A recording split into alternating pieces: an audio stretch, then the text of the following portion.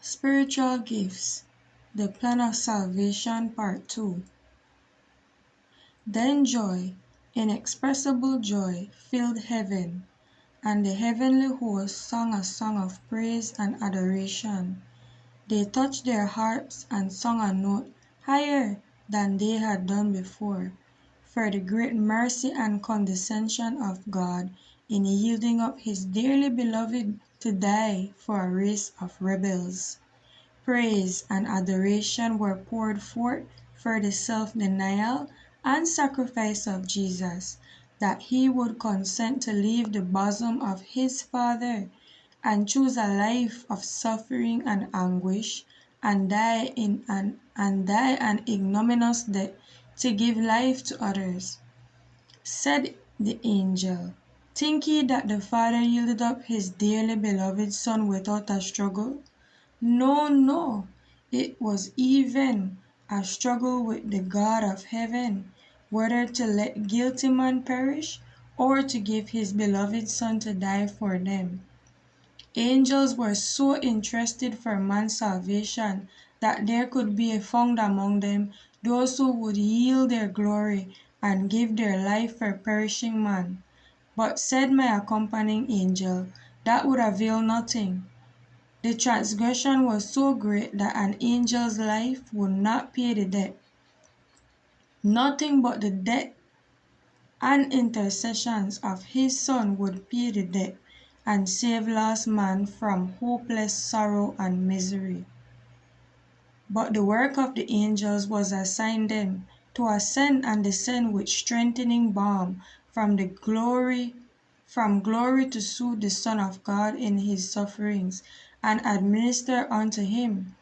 Also their work would be to guard and keep the subjects of grace from the evil angels, and the darkness constantly thrown around them by Satan. I saw that it was impossible for God to alter or change his law, to save lost, perishing man. Therefore he suffered his beloved Son to die for man's transgression. Satan again rejoiced with his angels that he could, by causing man's fall, pull down the Son of God from his exalted position.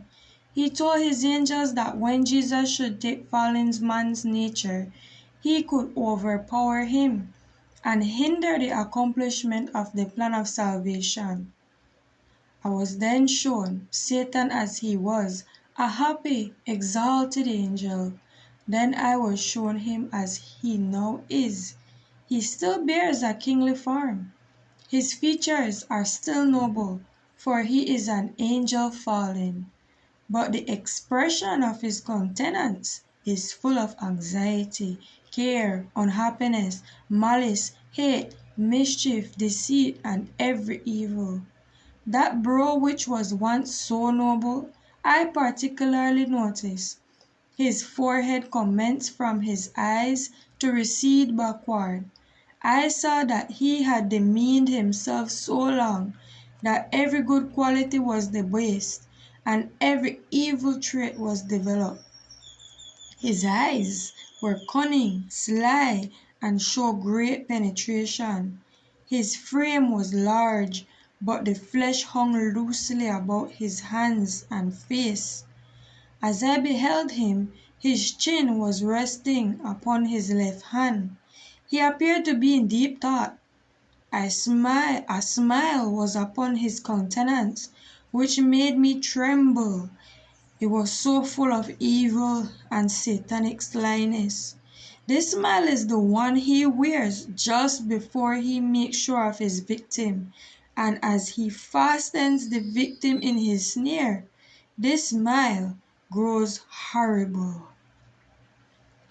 Spiritual gifts, the plan of salvation, part 2.